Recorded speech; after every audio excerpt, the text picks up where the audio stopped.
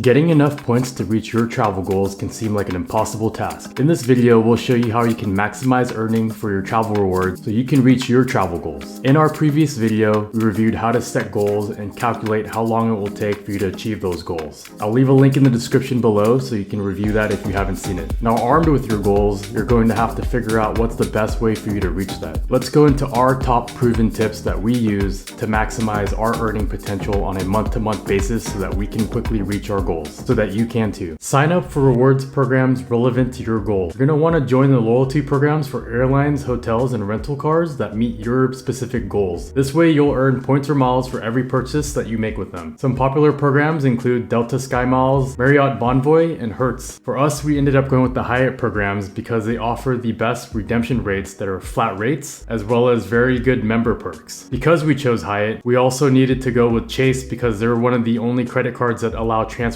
over to Hyatt at a 1-to-1 ratio. So in our example, it was important for us to sign up with Chase, go with the Chase trifecta, as well as going with Hyatt and earning the tiers benefits for globalists. This allows us to maximize both our earning so that we can earn points that could be used at Hyatt, as well as our redemptions, where when we redeem a hotel stay, we get the best perks that come with it, such as free lounge access, as well as free breakfast, and complimentary suite upgrades. Pick an ecosystem and stick with it. Sticking to a few rewards programs allows you to receive the maximum amount of benefits versus jumping around programs. In this Hyatt example, by sticking to just Hyatt, as we stay more nights, we're able to increase the tier that we qualify for. As those tiers increase, you could see that we had access to premium internet, bottled water, upgrades to the room, including upgrades to standard suites, special check-in, and late checkout at 2 p.m. at the lower tiers and moves to 4 p.m. at the high tier. Sticking to just a handful of rewards programs allows you to really focus and get the most benefits out of it versus having to keep track of all of the different rewards programs that you're on, what are the current benefits from each, and then how do you exploit those. Prioritize cards that offer relevant sign-up bonuses. There are a number of credit cards that will offer you sign-up bonuses which can give you a big boost in points. Be sure to do your research and find the best credit cards that fit your need. In this example, the Chase Sapphire Preferred is giving a bonus that's a limited time offer of 80,000 bonus points when you spend $4,000 on the card within the first 3 months. This will really help you out and boost your earning potential. In our example, we would choose a card like this because, again, Chase allows transfer over to Hyatt, which fulfills our goal of traveling via Hyatt hotels. Use cards that offer multipliers in the categories you use the most. Look for credit cards that offer bonus points or miles for categories